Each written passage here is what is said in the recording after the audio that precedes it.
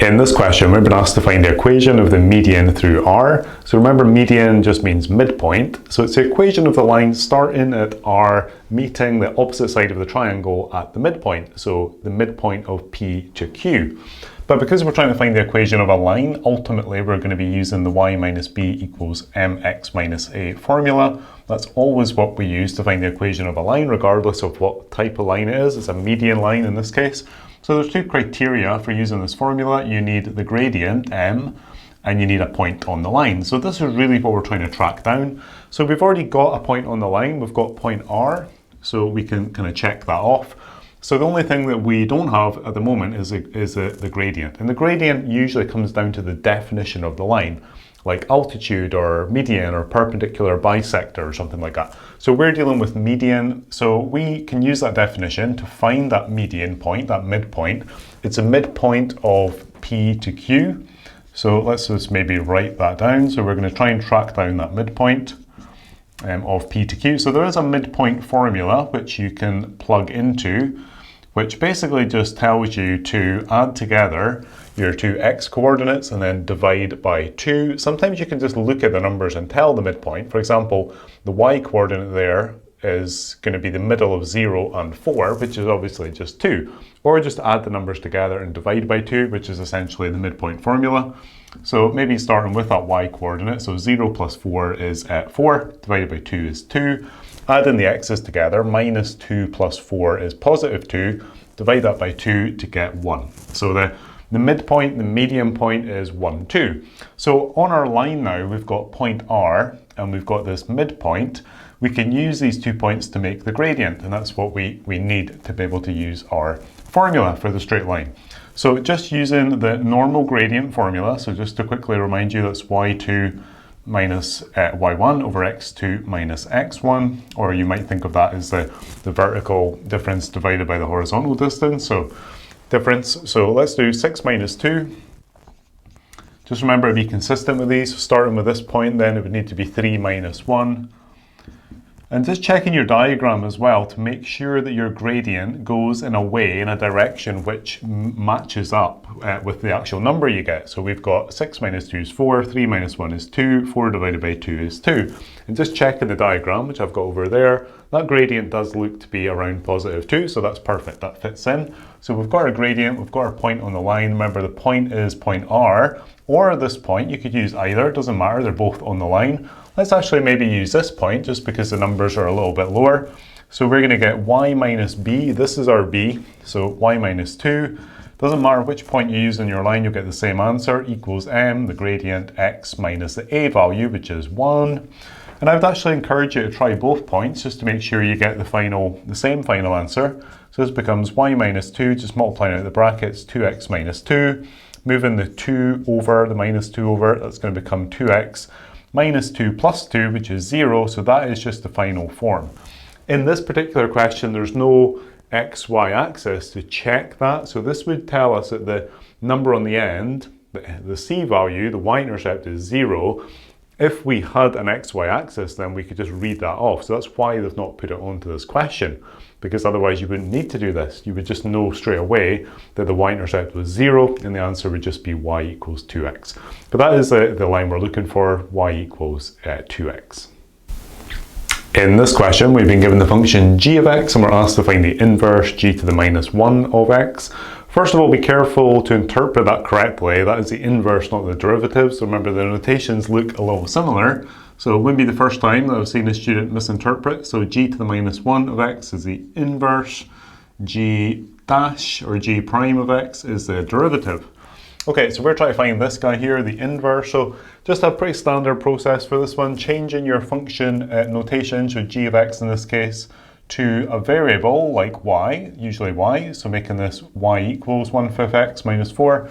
And all we're trying to do in this technique is basically change the subject of the formula from y to x. Once you achieve that rearrangement, that is the inverse of the original function.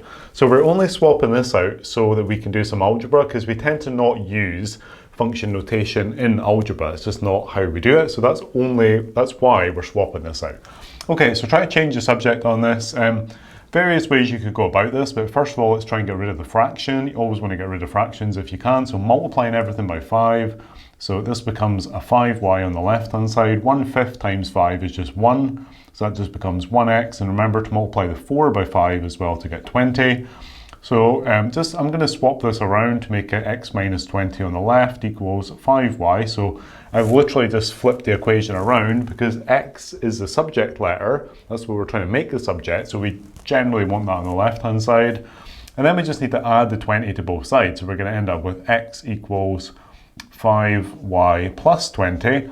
And this basically gives us a final form for the inverse, just putting it back into the correct notation.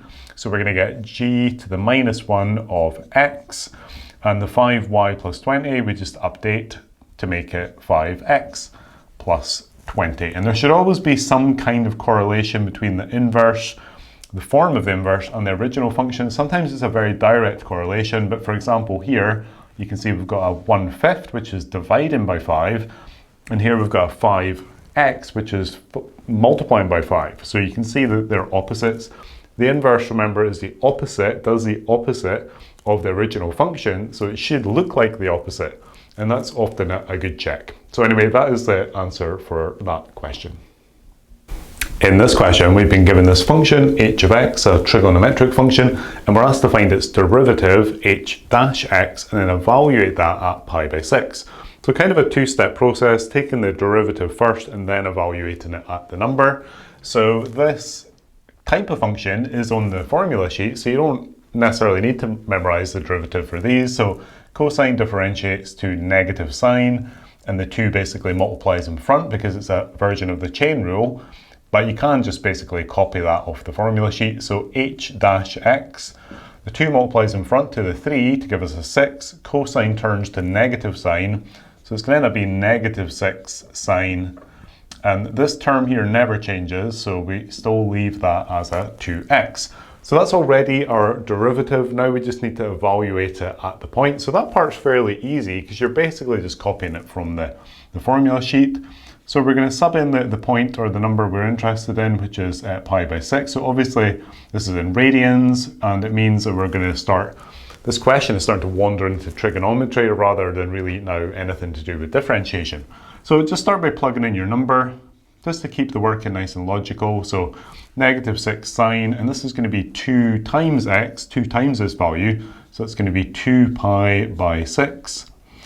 This could simplify, so let's just take another line to do that before we go any further. So we get negative 6 sine, dividing top and bottom of the fraction by 2, and we just get pi by 3. So it's not always easy, of course, working in radians. In your head, it's fine to think about these, or even to do some side working where you think about these in degrees, because we all prefer to work in degrees. That's just the truth, really.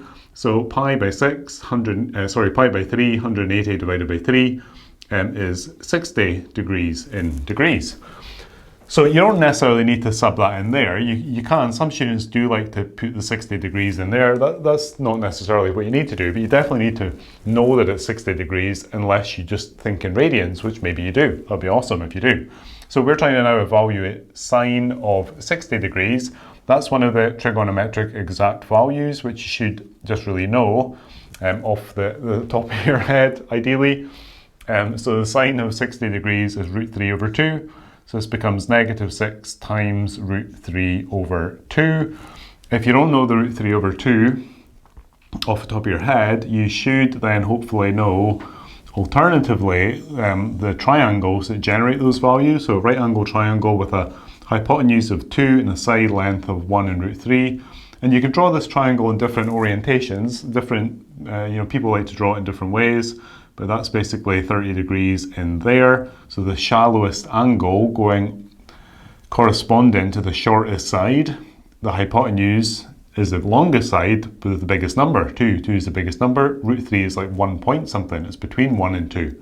And then 60 degrees here. Hopefully you do just know the number, but if you don't know the number, so we're trying to deal with sine of 60. Sine is opposite over hypotenuse, so it would be opposite over hypotenuse, so that's where the root 3 over 2 comes from. So sine of 60 degrees equals opposite over hypotenuse, which is root 3 over 2. But you still need to memorize the triangle anyway, so you've got some memorizing to do for sure. So this one's root 3 over 2, and then we can just tidy this up. So this is negative 6 root 3 over 2, and we can divide top and bottom of that fraction by 2 to just get negative 3 root 3, and that is the final answer. So a little bit of differentiation, but not really. It's more of a trigonometry question, that one. In this question, we're been asked to find the equation of the tangent line to the circle at point K. So ultimately, remember that a tangent line is just a line, and if you're finding the equation of any line, you need to use the equation of a line formula. And the criteria for this formula is to have a point on the line, so any point AB, which we've already got because point K, the point of tangency, lies on our line, so we've already met that criteria. And the second criteria is to have a gradient, which we don't got. That's what we got to get in this question. So just thinking a little about the sort of geometry. So we've got our circle, we've got our center point here, and then just checking the diagram real quick. Yeah, so we've got our point K like somewhere here, and then we've got our tangent line going like this. So this already gives us some good information. So the tangent line has got a positive gradient, but it's quite shallow, so it's probably going to be a fraction, because a gradient of 1 is already a 45-degree line. This seems to be less than 1, so it should be less than 45 degrees, so it should be less than 1. So what we're going to do here is to find we're going to imagine basically a line going between the center point and the point of tangency, which would be a radius line. And the geometry rule we're using here is the fact that that makes a right angle with the tangent line. So if we can find the gradient of this line, the radius line, then we can just use the sort of flippy rule for gradients that are perpendicular to find the gradient of our tangent line, and that's what we're looking for. So we've got this point already. This is point K here. We don't have the center point, but if we can find the center point, then we can just use those 2 points to make the gradient of this radius line, which is what we want to do. So the way you make the center point from this general equation of a circle, which is on the formula sheet, is you just half these numbers to get the x and the y coordinates and take the opposite sign of them. So you can write this down as being like 2g and 2f and stuff according to the formula sheet, but all you really need to do to save a bit of time, take the number negative 12, half it, negative 6, and flip the sign to positive 6. Take the negative 6, half it, which will give you negative 3, and take the opposite sign, which would be plus 3. So you don't need a long-winded process for that, you can simply do that. Okay, so this gives us our 2 points, so we're going to find the gradient. Let's just call that the gradient C to K, so just to clarify that it's the gradient of this line and not that line. So it's quite steep and it's going in a negative direction, so we expect that to be reflected in the value. So just using our normal gradient formula, y2 minus y1 divided by x2 minus x1, but keeping an eye on if it does come out to be the kind of number we expect. So I'm going to go by starting with this point, so I'm going to go negative 5 minus 3 divided by 8 minus 6. And you're able to tell quite quickly if you've got the numbers in the wrong place, because the gradient will come out to be something that it shouldn't look like. So minus 5 minus 3 is negative 8. And then we've got 8 minus 6 is 2. So that comes out to be negative 4. So that looks perfect, right? Because it's quite steep, which would be reflected in the fact that it's 4. And it's negative, reflected in the fact that it's going down the way to the right. So a negative 1 gradient would be at 45 degrees to the right. Negative 2 would be something like that, negative 3, negative 4. So they just get incrementally steeper. So that's a gradient of the radius line. That means that the gradient of the tangent line, the one that we want for our formula, is just the negative reciprocal of this number. So if this is minus 4, this will be positive 1 over 4. Remember, the rule is these need to multiply together to make minus 1 if the two lines are perpendicular. So that's a gradient that we want. So that means that we've now got our gradient over here as well. Okay, so just plugging in our numbers. So slightly awkward having the fractional gradient, but that's fine, it's not a big deal. So y minus the b value. So the b value is, remember, we're using point K, so it's minus 5. So be careful with the double negatives, that's y minus minus 5. The gradient we said is 1/4, x minus the a value, which is the 8, like this. So you can at this point multiply the bracket, or you can get rid of the fraction. In fact, maybe before we do those, we'll just deal with the double negative here. So that just becomes y plus 5 Just useful to make one change per line. Don't try and do too many things at once. Get rid of the fraction by multiplying everything by 4, so that becomes 4y plus 20. Multiplying the fraction already multiplies the bracket because those things are connected. So making this 1 over 4 times 4, which is just 1, basically just puts a 1 in front of the bracket. You don't need to multiply 4 inside the bracket. That would be multiplied by 4 twice. And because we've just got a 1 outside, we don't even need the bracket anymore. So it just becomes x minus 8. We're almost done at this point, just a little bit of algebra. So 4y equals x minus 8 minus 20, which is going to be minus 28. Dividing by 4 to put it back in the correct form. So this, remember, is a 1 in front of the x, so it becomes a 1 divided by 4. So 1 over 4x, which is our gradient. And then 28 minus 28 divided by 4 is negative 7 for our y-intercept. So really common question type, that one, and not a massive amount of work to do, but this is really the key, knowing that this rule, geometry rule, to get the perpendicular gradients. In this question, we're given these 3 points, A, B, and C, and importantly, we're told that they're collinear, which just means that they lie along a straight line. So point B lies somewhere in the middle of points A and C. You can see that in the coordinates. For example, 5 is between negative 3 and 7, and you can see that in the, for example, the Z coordinates as well. So we've got this line with point B somewhere internally, not maybe quite in the middle, but somewhere along the line A to C. And in the first part of the question, we're being asked to state the ratio. So whereabouts does that line get divided by point B? So not a big fan of this question, to be honest with you, but basically notice that it's a state question, so there's no working to do. So all you need to do here is maybe pick on one of the coordinates. So the ratio is true for all of the coordinates. So if we pick on one of them, like the x coordinates, and just check those out. So we're looking kind of at the x values. You don't really need to show working for this one, but it's kind of an icky little question, so I'm just going to kind of show some working, but there's no formal method really for doing this.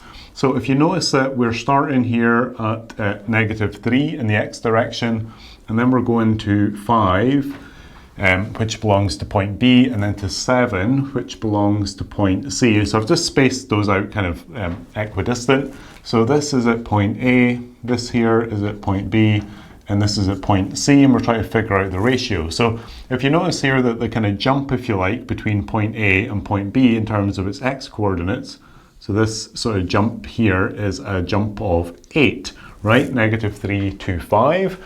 And then this sort of jump here, and again, this is not, it's a state question. You don't need to do any of this work, and this is just to kind of show where it comes from. This jump here is a jump of 2. So that means that the ratio is basically 8 parts to 2 parts, so 8 to 2. So the ratio would be 8 to 2. But you can simplify that down because they both divide by 2, so that becomes a ratio of 4 to 1. So that tells you that point B doesn't lie right in the middle of A to C. That would be a ratio of 1 to 1. It's more towards point C. So it's like 4 parts to 1 part. So that's it. That's the ratio, 4 to 1.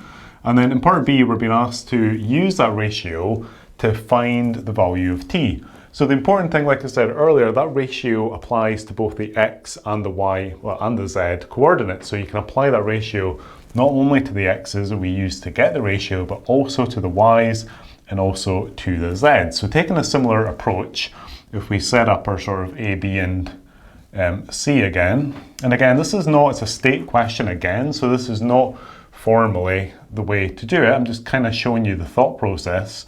So we're picking on the y coordinates this time. So we're starting here at point at 4, and I'm picking on the y's, by the way, because that's where the t is. The t is the y coordinate of point B, so the t would go under the B, and then the 9 goes over here. And we're just going to try and use our ratio, but this time we're going to notice that, so from here to here, all the way along there, maybe I can just again show it kind of like this. From 4 to 9, the whole length of the line in the y direction is a jump of 5. But we know that the ratio splits that into 4 parts and 1 part. So 4 to 1 is actually 5 parts. It's 4 parts here and 1 part here. So you're splitting it into 5 parts.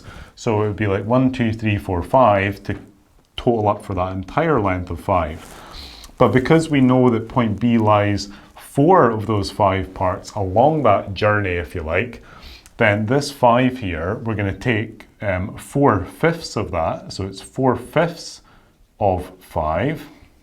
And again, this can all kind of be done in your head by logic, but just to kind of try and show some method for this one. So 4/5 of 5, well, 5 divided by 5 is 1 times 4 is 4. So that's telling us that to get to point B from point A, we've got to move 4. So we're like moving 4 in this direction, but we're already starting at 4. So in the Y direction it goes 4, 5, 6, 7, 8, and then one more jump to get to the 9. So that tells us basically that the T value is 4 plus 4, which is 8. Icky question, right? Don't really like it. Not my favorite question of this type, but yeah, it is what it is. That's the answer. In this question, we're being asked to evaluate this log expression, which basically means process it using the log rules until we get a final answer, which will be a numerical value. So this question really is very much about, do you know the log rules? There's several of them. You can use them in certain ways and scenarios, and also in a certain order. So we see that we've got a log here with a minus between it and another log. So that should be making you think about the log rule that says if you've got two logs with a minus, you can merge those in a certain way. The thing that prevents that from being our first move here is the 1/3. You can't do that. You can't use that subtract rule if there are numbers in front of the log term. So we need to use the other rule, or one of the other rules, which says you can take the power, the number here, and put it up on the power. So this basically becomes just log to base 5 of 250 minus log to base 5 of 8 to the power of 1/3. So that rule is one of your sort of key log rules, that you can either bring the power in front, or if it's already in front, you can bring it up to make it the power. Okay, so just trying to simplify this. So the first term we're just going to leave alone just now. So log to base 5 of 250. 8 to the power of 1/3. So remember that these fractional powers are just another way to write a root. So the root form of a 1/3 power is a cube root. So 8 to the 1/3 is a cube root of 8, which is 2, because 2 times 2 times 2 gives you 8. So this term here is just 2. So this becomes log to base 5 of 2. And we're already generating marks at this point, and we just want to keep going. So now we've got it in the form of log minus log. They've both got the same base, which is important. That means we can use one of our log rules that says that you can then take these two logs with the minus in between and turn it into a single log of the quotient, the division basically, of 250 divided by 2. And if this had been a plus in here, it would be 250 times 2. So the minus becomes a divide, a plus would become a multiply, a product. Okay, so that's just using another one of the rules. We can simplify that number, so this gives us log to base 5 of 250 divided by 2, which is 125. And what about this thing here? This often causes confusion with students and a bit of overworking, but all that a log is asking you is what power do you need to put on the base number? What power goes on a 5 to give you 125? So the question you need to ask yourself, you don't need to show this working formally, you can go straight to the answer, but what power needs to go here to make 125? So 5 to some power to give you 125, so the answer would be 3. 5 times 5 times 5 gives you 125. So that's what we're looking for. So the final answer is just 3. Okay, so that's how to deal with those. What power goes on the base number to give you that number? That is the final answer. No logs required, just a final number. So 3 is the final answer to that question. In this question, we're given this polynomial function, a cubic function, and in the first part of the question, we're asked to write down the coordinates of point P. So first of all, notice it's just a write down, like a state sort of question, no working really to do. Why is that? Well, that's because in a polynomial function, the end number is always the y-intercept. So formally, that's because if you're on the y-axis, then to find your coordinate, you're just going to let the x equal 0. So if you sub a 0 into that formula equation, you're going to get 0 cubed, which is 0. This is going to be 0. That's going to be 0.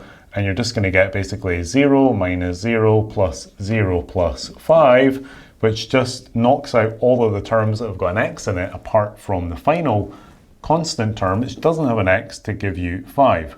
So you don't really need that working. You can always just pick off the n number in a polynomial type function to get the y-intercept. So point P, remember the full coordinates, not just 5, it's 0, 5, 0 along the way, and then 5 up the way.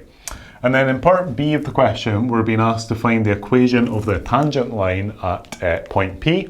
So the line that just touches the curve at point P.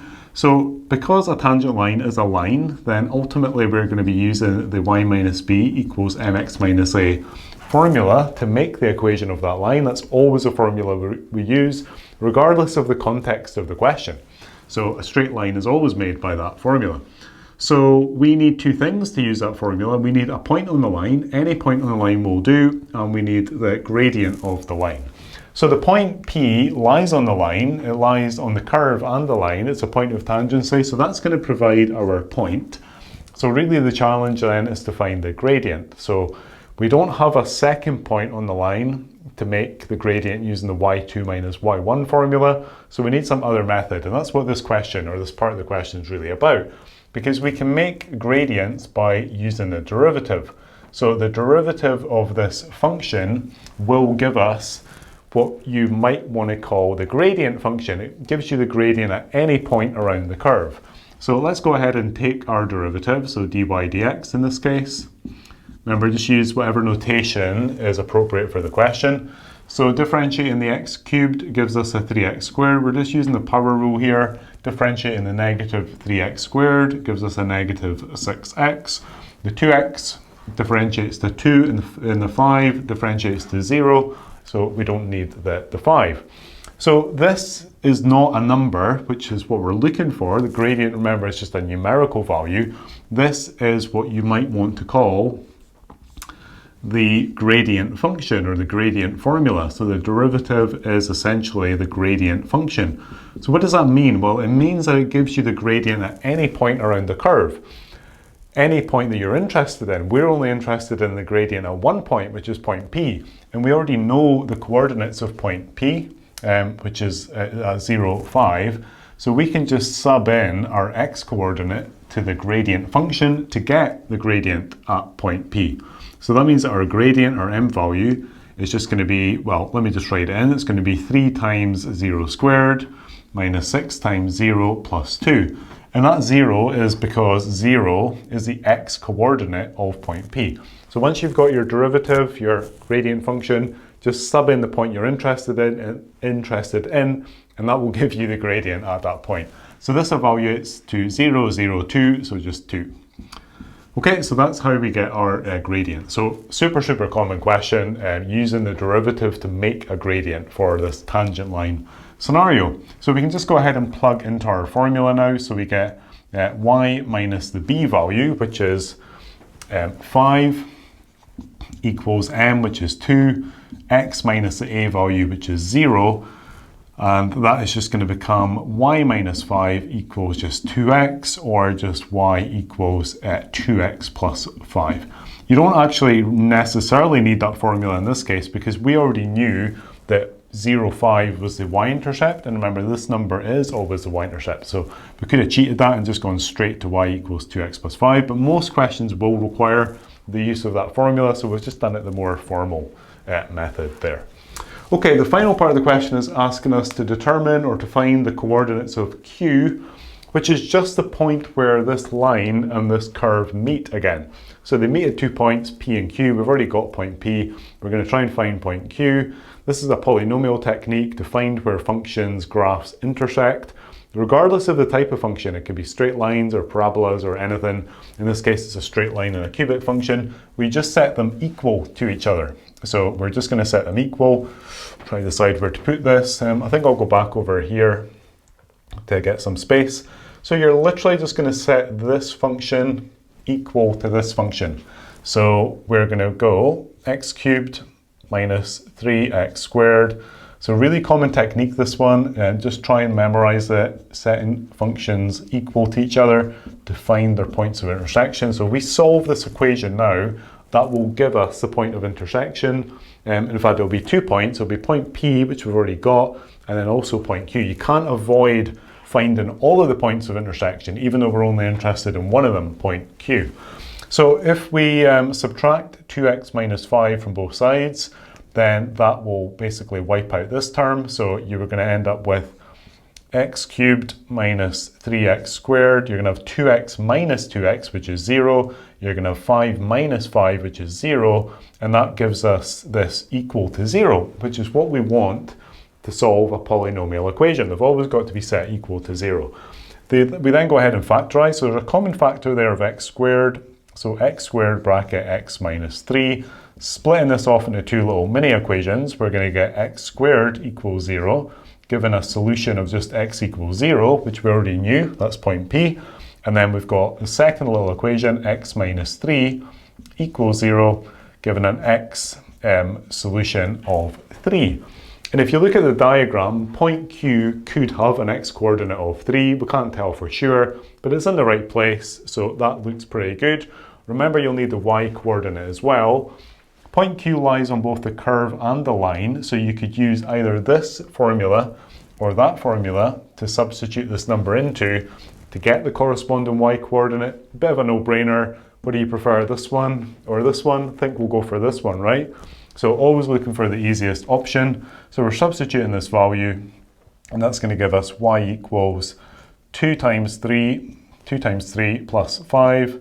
So 2 times 3 is 6 plus 5 is 11. So that tells us that point Q has got coordinates, full coordinates. And remember, you do need the full coordinate. If they ever ask for coordinates, you need both the x and the y coordinate. So point Q has got coordinates at 3, 11.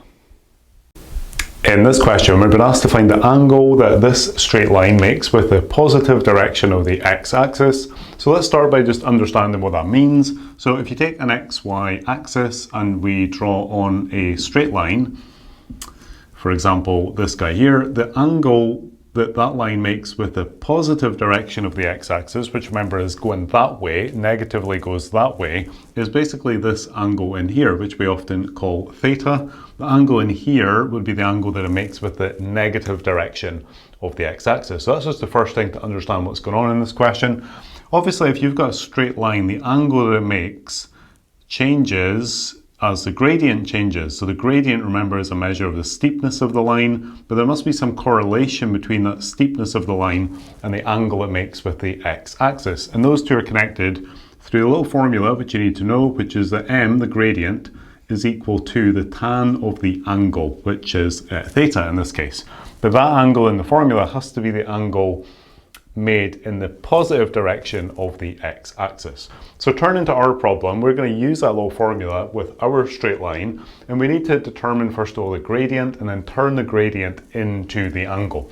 Notice though that this line is not in the correct format, so we need to start by putting it into the y equals mx plus c format, which we can do just by moving the minus root 3x and the plus 5 to the other side of the equation. So it's going to give us y equals root 3x minus 5. So now it's in the y equals mx plus c format. So we can read off the gradient, and we see the gradient is a slightly unusual number, root 3. So we can just say that our m value, or gradient, equals root 3. So we're trying to use this formula, remember, to get the angle. So I'm just going to write that formula the other way around. So I'm going to write it as tan theta equals m. And we know that the m value is root 3 for our line. So we get tan theta equals root 3.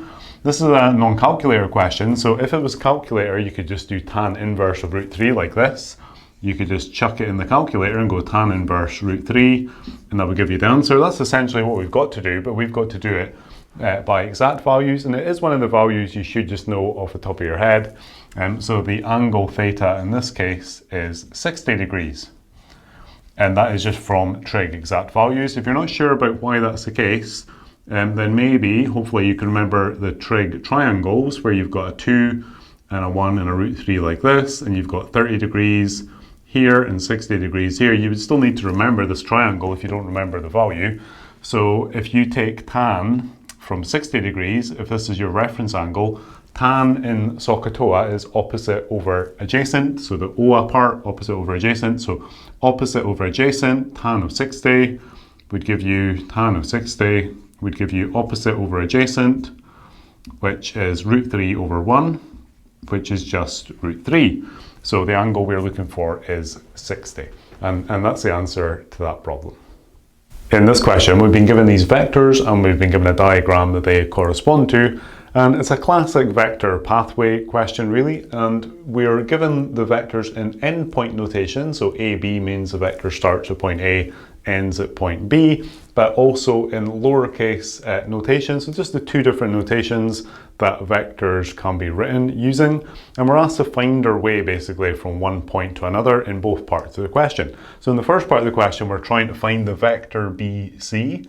But remember that the vector BC just means that you're starting at point B and trying to find your way to point C. So you're moving around the shape or moving around just corresponding to the vector. So if you look at the diagram, you could get from B to C, starting at point B, which you've got to start obviously at point B, and then traveling along to point A, and then from point A, going to point C. So this is how vector pathways work. You can add as many vectors as you want. Doesn't matter how many vectors constitute the overall journey, as long as you start at the point you're trying to start at, end at the point you're trying to end at, and have got joining vector or joining coordinates in the middle. So if you end this vector at point A, this next vector needs to start at point A. Otherwise you'd be making like a jump in space, and you can't obviously do that. So what we're being asked to do is to write these uppercase lettered vectors in their lowercase form. So we don't have the vector BA, but we do have the vector AB, and the difference or the relationship between AB and BA is just that they're the negative of each other. So the vector A to B is t, so the vector B to A is negative t. So it's just going to be negative t. The vector A to C we've got is u, so it's just going to be plus u. Remember, you're adding all the vectors together for each part of your journey. And you can also just check that on the diagram. So if you go against the arrow of t, going against the direction of the arrow of t, then that's negative t. If you go with the arrow for u, then that's positive u. So that kind of fits in together. Okay, so the next part of the question is essentially the same type of question. It's just a slightly trickier scenario. So we're trying to move further around the shape, I guess you could say. So starting at point M and going all the way to point D. So I'm just going to take a look at the diagram, which I've got over here. And really you're just trying to identify the pathway that you're going to take. And it doesn't matter what pathway you take, as long as you can use some vectors to get from the start point to the end point, the answer will always come out the same, regardless of which way you choose to go. So I'm going to go from M to C, and then C to A, and then A to D. So breaking my journey up from starting at M, going M to C, I'm going to add to that C to A, and then finally go from A to D. And just checking that these connect, we're starting at M, we're ending at D, so that will give us the vector MD. And the challenge now is to break that down to put it into lowercase vectors. So we've already got this guy here on the end. We've already got this guy, because we can just take the negative of u, and we don't have this guy here though, M to C, so that's the one we're going to have to work on a little. But because we're told that M is the midpoint of BC, then M to C is just 1/2 B to C. So hopefully that makes sense. So the vector M to C is just 1/2 of the way from B to C. So if you're going from B to C and you only go sort of half of that way, that would be B to M, but B to M and M to C are the same thing. So the vector M to C is just 1/2 of the vector B to C. Remember, vectors don't care where they are in space. So if you take the vector, which is like, say, here, with a certain angle and a certain length, the magnitude, and you move it to here, or to here, and it's still the same angle, still the same magnitude, it's still the same vector. So that is why we get that one there. So C to A is just negative u. So in fact, let's just for this line keep them in terms of uppercase letters, just like this, and then we'll start to plug in the lowercase letters. So B to C we already made in the first part of the question. It's this guy here, negative t plus u. So it's going to be 1/2. Remember to open a bracket here, negative t plus u, because that 1/2 will apply to both of these terms. And then our C to A is just this backwards, so it's negative u, like this. And then our A to D we've already got in the question, that's V. Just be careful when you're writing these, U's and V's. There's quite a lot of U's and V's in vectors. Often when you write them, they end up looking the same. So try and make your U and your V distinguishable. And then we can just multiply out the bracket here. This just works like normal algebra, even though these are vectors. So that's negative 1/2 the vector t plus 1/2 u minus u plus v. And then really you're just gathering the terms together. So minus 1/2 t. Here we've got a 1/2 u minus a u. So it's going to be minus 1/2 u and then plus v on the end. So vector pathways are never easy. They sometimes take a little bit of kind of, I don't know, like creativity or something, but yeah, just got to find your way basically from the start point to the end point, and regardless of which pathway you take, it will be the correct answer. In this question, we've been given that the derivative of some function is this expression here, and we're asked to basically undo the derivative and get back to the original function y equal. So expressing y in terms of x is how the question is written. So this is a classic differential equation. So we've got our equation here with a derivative in it, and we've got these what are called initial conditions or boundary conditions. They're going to be used to help us find the plus c value later on when we integrate. So basically what we're going to do is just integrate both sides. If we integrate a derivative, that just undoes a derivative because an integral is an antiderivative. They're literally the inverse operation of each other. So we're just going to go ahead and integrate the left-hand side and integrate the right-hand side. So you don't really need this line of working, but it would look like this. It would be the integral of dy dx. And you still need your dx there because anytime you've got the integral, you've got the dx. And then on the right-hand side, it would just be the integral of this stuff here. So 6x squared minus 3x plus 4. And again, remember your dx. Got to get that notation correct. We don't necessarily need this line because these just cancel each other out, and it just takes us back to basically the y, the original function y. We're undoing the derivative. These are all in integratable form, so we could just use the integral power rule. So increase the power by 1 and then divide by the new power. So that would be 6x to the power of 3 divided by 3. You can shorthand that because the 6 and the 3 are going to divide to give you a 2, but we'll just do it line by line here. And then we're going to get 3x squared, increasing the power by 1, divided by the new power, and then 4, a constant, integrates to 4x, remember. And then because it's an indefinite integral, we need our plus c on the end. So this is our function. We just basically need to refine it by finding the c value. Before we do that, I'm just going to simplify this down. So that becomes 6 divided by 3, which is 2x cubed. Nothing much you can do with the next term, so just leaving that as either a fraction like that, or I'm going to make it 3 over 2 in front of the x squared. It's up to you which way you want to do that, and then this like this. So if you differentiated this here, took your dy dx, you would get this exactly, because the c value is an arbitrary constant. It doesn't matter what value you choose. This could be any number, a big number, a small number, anything. When you differentiate a number, it goes to 0, right? So any number there would still give you this derivative, but only one of those options, only one of those c values would give you a curve. And basically this here is a curve. This is going to be a cubic function, which has got a graph like that. And as you change the c value, you would get different curves like this. Only one of them is going to go through the point we're interested in, which is the point 2, 14. To get the curve that goes through that correct point, meets those boundary conditions, it's called, then we're going to have to find the correct c value. So every c value corresponds to a different curve. We need to find the c value to give us this curve. Now, it's quite easy to do. This is our x coordinate, 2, this is our y coordinate, 14. We're just going to substitute those into the equation. So 14 for the y, replacing all the x's with 2. So this will become 2 cubed minus 3 over 2 times 2 squared plus 4 times 2 plus c. And then you just need to work through that.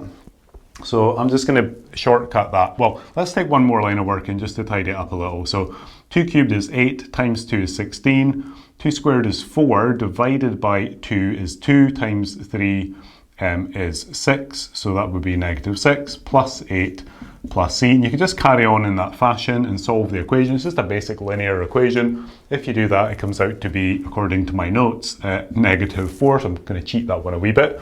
So we now know that the c value of minus 4 corresponds to the curve that meets this condition here, and gives you that derivative. So just going back to write the function again, so this function here, in fact we'll put it in this more simplified form where we've divided down, so it's 2x cubed minus 3 over 2x squared plus 4x. Now we know our c value is negative 4, so you can just put the -4 at the end. So not massively common, these questions, differential equations. They don't come up every year on the final exam, but should be a fairly straightforward enough question to get the right answer for. In this question, we're being asked to sketch the curve with this equation given the curve of y equals log to base 3 of x. So this is a sort of graph transformation question. The key really with these questions is not just to go straight to like sketching the curve, it's to remap the points. So if you look at the diagram, which I've got over there, you can see the points on the original graph are 1, 0 and 3, 1. So I would recommend that before you get into sketching the graph, take those points and think about remapping them. So we've got the point at 1, 0, that's going to end up somewhere else on the transformed graph. And you've got the point at 3, 1, and again, that's going to get transformed to some other new coordinate based on whatever this transformation does. Now this transformation is a little bit sneaky because it looks like only kind of one thing has changed there, but this is actually, if you rewrite it the other way around with the 1 on the end, minus log to base 3 of x plus 1. So between the original graph, y equals log to base 3 of x, and this transformation here, we've got this change happening and this change. So that's actually two changes. The plus 1 on the end, that adds 1 to the y coordinates. The negative in the front, that reflects the graph in the x-axis. So that means that a point which is, say, at 4, with a y coordinate of 4, is now at -4. So it's a negative of the y coordinates. That's basically what the reflection in the x-axis really means. So these are both acting in the y direction, meaning that nothing is going to change with our x coordinates. So that one will still be at 1, this one will still be at 3. So we're going to take the negative and then the plus 1 and apply those to the y's. Got to do those in order, the negative first. So negative 0 is still 0, plus 1 is 1. So that new point is going to be 1, 1. This point started off at 1. If you take the negative of that, that's now -1. And then adding 1 to that gives us back, or takes us back up to 0. So this one would actually get transformed to the point 3, 0. So that should now allow us to then sketch the graph. So just quickly firing up an XY axis here and taking a shot at this. So the point 1, 1 would be like roughly say here. The point 3, 0, so 1, 2, 3, 0 would be like this. And the graph, because it's being reflected in the x-axis, it's been mirrored, that means it should kind of take on the opposite shape. So if you look at this graph, it goes like up the way to the kind of to the right. This one should be going down the way to the right. So basically, the y-axis would still be an asymptote line. It's not crossing over the y-axis, so it's going to go something like this. Okay, and that would be the graph of y equals 1 minus log to base 3 of x plus 1. Graph transformations are not easy. They can be tricky, especially when they're written in a sneaky way like that. In part B of the question, we're asked to find the point of intersection between the original graph and the new graph. So to find points of intersection for any functions, you just set the equations equal to each other. So we're just going to take the equation 1 minus log to base 3 of x. Oh, sorry, I just realised that I should not have had a plus 1 on the end here, should I? I'm going to take my plus 1 off. Yeah, sorry about that. So that function, and set that equal to the original, which is log to base 3 of x. And then by solving that equation, we're going to find the point of intersection. So if I actually just go back and draw on the original graph onto my same diagram, so the original graph came up something like this, we can see the point of intersection is like here. So we're expecting a positive x coordinate and a positive y coordinate in quite small numbers. So it gives us a ballpark like for what this should come out to be. This is basically now a log equation to solve. So I'm going to move this negative log to base 3x term to the other side. So I'm going to get 1 equals log to base 3 of x plus another log to base 3 of x. So that's going to be 1 equals 2 log to base 3 of x. So this is nothing really to do with graph transformations at this point. It's just a log equation to solve. Dividing both sides by 2, we're going to get 1 over 2 equals log to base 3 of x. I'm just going to spin that around to put the variable x on the left-hand side. So log to base 3 of x equals 1/2. And notice that in the question there was a slightly telling piece of information. It says to find the point of intersection, the x coordinate of the point of intersection, and well, it says determine the exact value. So exact value means it's going to come out to be a number probably under a square root or some kind of root. Exact values are like, root 3 would be the exact form of that number rather than like 1 point something, as a decimal. So it's kind of a hint that we're looking for a root in the answer. So we need to solve this for x. We can achieve that by rearranging the equation into an exponential. So the way these work is that you take the base number and keep that as the base on the exponential. The 1/2 becomes the power like this. A 1/2 power though is just the same as a square root. So this is just saying the square root of 3, so x equals the square root of 3. So it has ended up being the root that the question suggested that it should be. And if you think about where that number is, that's 1 point something. This point here, these points here had an x coordinate of 1. This point of intersection is just a little bit further to the right than 1, so root 3, 1 point something looks to be in the right place. They're not asking for the y coordinate, so we're done at this point. In this question, we've been given these two vectors a and b written in I, j, k, so unit vector form, and we're asked to find the vector 2a plus b and to write it in component form. Component form, remember, is like looks like coordinates up and down the way. So we might want to start by converting these into their component form. So this vector a is just going to be 4, 4 minus 2 and 2. So quite easy to convert those, and then vector b is minus 2, 1, and then p. So minus 2, 1, and then p is the coefficient of the third sort of component, so it's going to be a p in there. So we're trying to make the vector 2a plus b. So quite a nice way to lay this out is just to go 2 and then add in the actual vector, which is 4 minus 2, 2, plus b, which is the vector minus 2, 1, p. And then we're just sort of adding together the corresponding components, and we need to multiply in the scalar as well. So 2, this is all part A of the question, by the way, so let me just indicate that here. So 2 times 4 is 8, minus 2 is 6. So the first component in the sort of x direction is positive 6. 2 times minus 2 is minus 4, plus 1, minus 4 plus 1 is negative 3. 2 times 2 is 4, plus p is just going to be 4 plus p. Nothing we can do with that. So that is the vector 2a plus b written in component form. In the second part of the question, in part B, we're told that the magnitude of that vector, so remember the magnitude sort of means the size or the length of the vector indicated by the bars is equal to 7, and we're being asked to use that information to find the possible values of p. So first of all, notice that they've said values, plural. That suggests we're looking for more than one value, probably 2. So probably hoping this will somehow turn into a quadratic equation. If we had a normal linear equation, we would only get one solution, but if there's values, plural, there should be more than one. Okay, so how do you take the magnitude of a vector? Well, it's the components squared, added together, and then square rooted. So we're going to do 6 squared plus negative 3 squared plus the third component, 4 plus p, all squared. And we're going to square root all of that. And that is going to be equal to 7. So that is the magnitude of 2a plus b. So basically Pythagoras in 3D sort of. It's just where it comes from. So simplifying this by, well, I'm going to start by squaring both sides to get rid of the square root. So that would just leave 6 squared plus negative 3 squared plus 4 plus p all squared equals 7 squared, which is 49. 6 squared is 36, negative 3 squared is 9. If you're multiplying out this bracket, remember you need to kind of write the bracket twice, meaning that you do FOIL. So 4 times 4 would give you a 16. You would get a 4p and another 4p to give you an 8p.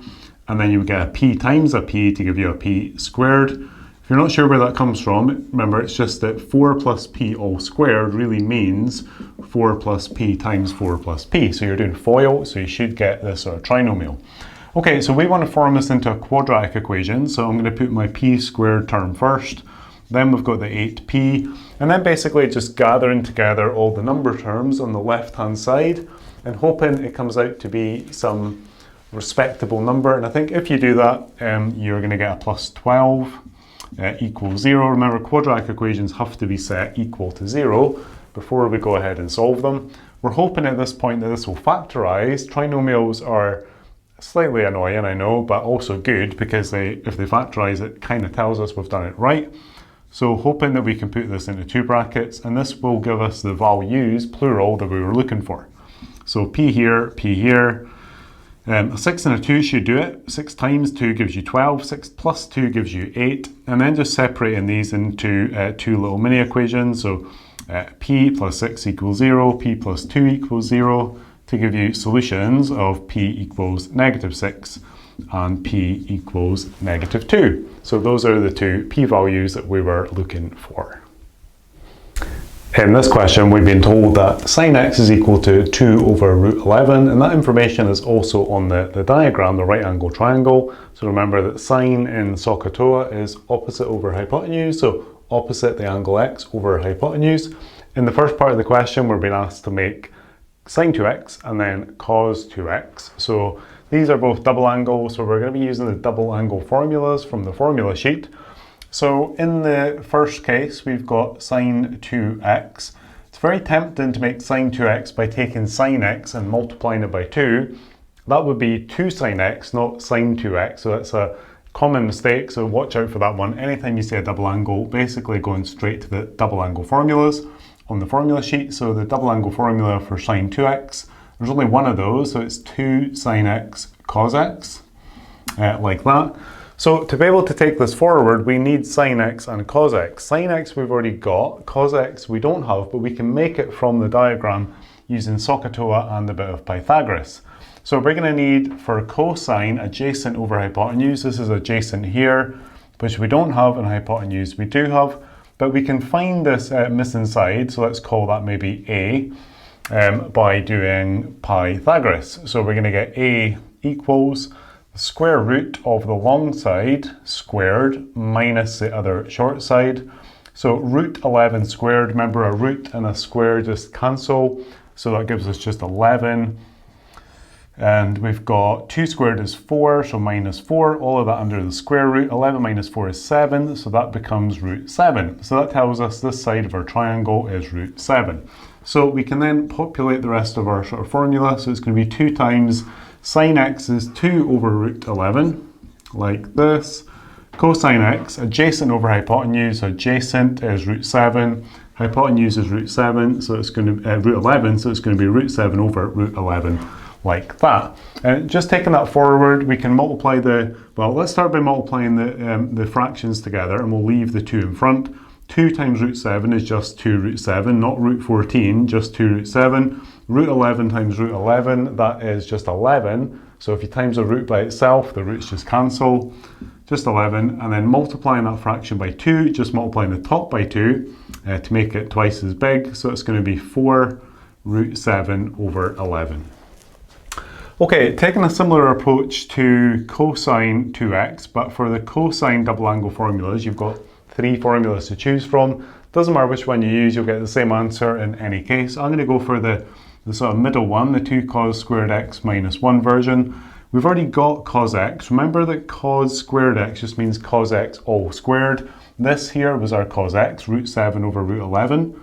So this is just root 7 over root 11 squared minus 1. A fraction being squared, well, you just square the top and you square the bottom. So squaring the top of the fraction, we just get 7. Squaring the bottom, we get 11, like this. Multiplying the 2 into that fraction, we're going to get 2 times 7 is 14 over 11. If we change our 1 to 11 over 11, just so we can combine these numbers, then that's going to be 14 minus 11 is 3 over 11. So cos 2x comes out to be 3 over 11. So that's part A of the question, and this was the first part of part A, and this was the second part of part A. And then in part B, we're being asked to make sine 3x by writing it in this clever form, sine 2x plus x. So we're saying we can make sine 3x by writing it as sine of 2x plus x. Now, why would we want to do that? Because if we do that, writing it in this form, it then looks like one of the addition formulas. So we can go ahead and expand that using the addition formula. So that would become sine 2x cos x plus cos 2x sine x. And all 4 of those parts, those components we've got.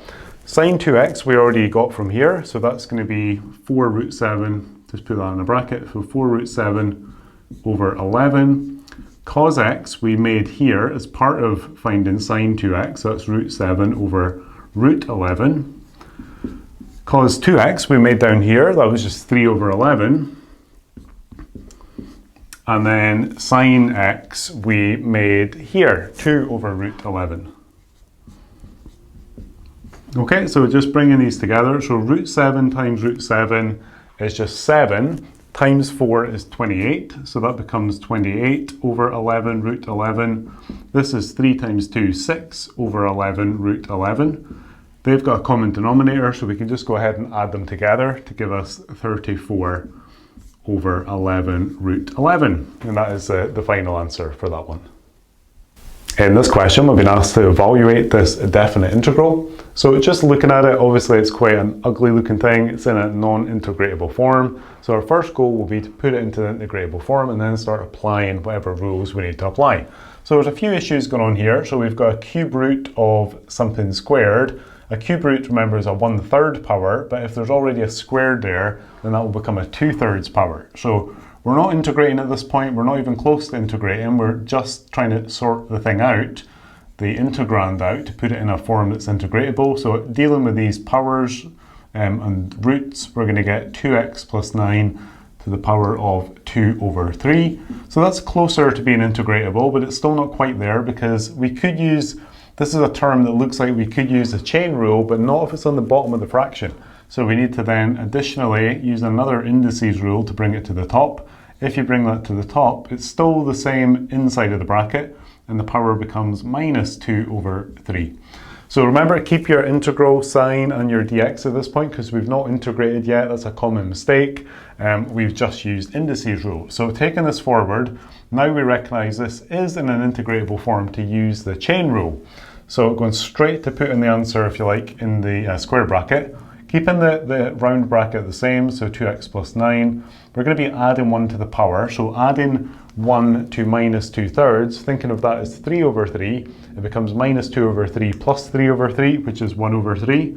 So 1/3 dividing by that new power, multiplied by the derivative of the inside of the bracket on the bottom of that fraction, which is 2, like that. Okay, and then just moving your limits over to the right hand side. So I'm just going to pull this up here, I think. So we can tidy this up. So 1/3 times 2 is 2/3. We're dividing the bracket by 2/3. Dividing by 2/3, dividing by a fraction, you just flip it and multiply. So dividing by 2/3 is the same as multiplying by 3 over 2. So this becomes 3 over 2 in front of the bracket, if you want to write it like that. 2x plus 9 to the power of 1/3. And then our limits of 9 and negative 4. Okay, so we've integrated at this point, we've tidied it up, and now we can just go ahead and sub in our numbers. So not easy numeracy, got to be careful with these. So I'm just going to leave the 3 over 2 sort of in front there. So you're putting a 9 in here, so it's going to be 2 times 9, which is 18, plus 2 times 9, which is 18, plus 9, which is 27. So the inside of that bracket becomes 27 to the power of 1/3. Subtracting, remember, it's always subtracting with these definite integrals. So 3 over 2, this time we're subbing in negative 4. So 2 times minus 4 is minus 8, plus 9 is 1 to the power of 1/3. And we're just trying to evaluate this. Remember, it's non-calculator, so you've got to do these in your head or manually. So 27 to the 1/3. A 1/3 is just a cube root. So the cube root of 27 is 3. So just to take our time with this, that's going to be 3 over 2 times 3. Any power on a 1 just gives you 1. So this is just going to be 3 over 2 times 1, or just 3 over 2. Just tidying this up now for the numeracy. This is going to give us 9 over 2. This is going to give us 3 over 2. 9 minus 3 is 6 over 2. 6 divided by 2 is 3. So after all that working, the answer comes out just to be 3. In this question, we've been asked to sketch a possible graph given the information in the question. So it's just a sketch and it's just a possible graph. So it's not looking for a perfect diagram, just one that meets the criteria in the question. So I'm just looking at the criteria on the screen over here. So The first thing is that we're told that it's a cubic function, so that should tell you roughly the shape of it. So that kind of almost like kind of double parabola, like an elongated sine graph kind of shape. And we're told that x plus 4 is a factor. So if x plus 4 is a factor, what that tells us, and this is from polynomials, is that x equals minus 4 is a root. So we expect the graph to have a root at minus 4, in other words, to cut over the x-axis at minus 4. We're also told that x equal to 2 is a repeated root. So x equal to 2 is a root, meaning that it'll cut the x-axis or touch the x-axis at 2. But a repeated root means it doesn't cut, it just touches. So it means it's also a turning point. So that tells us that at x equal 2, we've got a root, but it's a special type of root because it's also a turning point of the graph. So it's not going to cut through the x-axis at that point, it's just going to touch it and then turn back up the way or back down the way. And then we're told that f dash minus 2 is 0. So remember, where a derivative equals 0 is a stationary point. So that tells us that at x equals negative 2, although notice we don't know the y coordinate of that point, we've got a stationary point. So somewhere up and down the line where x is minus 2, we've got a stationary point. And then finally we're told that the derivative is positive when the graph crosses a y-axis. So derivative positive means gradient positive. In other words, the graph should be sloping up the way rather than down the way when it crosses the y-axis, sorry. So basically, how am I going to write that? So positive gradient, which is just the slope, remember, positive slope, when it crosses over the y-axis. So we need to start to piece this information together. So I would recommend starting by putting on the roots. Roots are always fairly easy to get because we know that by definition a root is on the x-axis. So is that going a little bit slanty? Sorry about that. So x equals minus 4, we've got a root, so that's going to be somewhere like there. X equals 2, we've positive 2, we've got a root, but it's also a turning point. So this is the one here at negative 4. The one which is at positive 2 is also a turning point. So we'll need to factor that in. At x equals minus 2, we've got a stationary point, but it's not minus 2 here, it's just minus 2 somewhere up and down this line, because we don't know the y coordinate. We just know that somewhere at x equals minus 2 there is a stationary point. Stationary point, remember, is probably a turning point. It doesn't have to be, it could be a point of inflection, but usually a turning point, so a maximum or minimum turning point. And finally, we're told that it's got a positive gradient when it crosses the y-axis. So thinking about this, well, maybe just starting here actually. So let's assume the graph goes up the way. It can either go up the way or it can go down the way through that first root. Let's assume it goes up the way. If it goes up the way, it would go up here. When it hits this dotted line here, it has a stationary point, a turning point. So let's say it goes up here and it turns, then it's got to go down and hit the next root. But as that crosses over the y-axis, it would be sloping down the way, which would be a negative gradient, which would defy this fourth criteria here. That tells us it has to go the other way. So our graph is starting by going this way. So let's just check that. If it comes down this way, it would then turn here to meet the turning point criteria. It goes up through the y-axis, going positively, like up the way, then hits this guy here. This is not allowed to just be a root, it's also got to be a turning point. So that would meet the criteria. So it's a combination, this question, of polynomials, a little bit of kind of graph sort of sketching, I guess, and differentiation. So the graph comes down here. We don't know exactly where it goes, but we just know it turns somewhere there. It goes up there, hits that point, and then turns back down the way. And that does make the general shape of a cubic graph, which is that sort of shape roughly, or it can go the other way in some circumstances as well. So it's basically met all the criteria, so that would be a possible graph based on the information.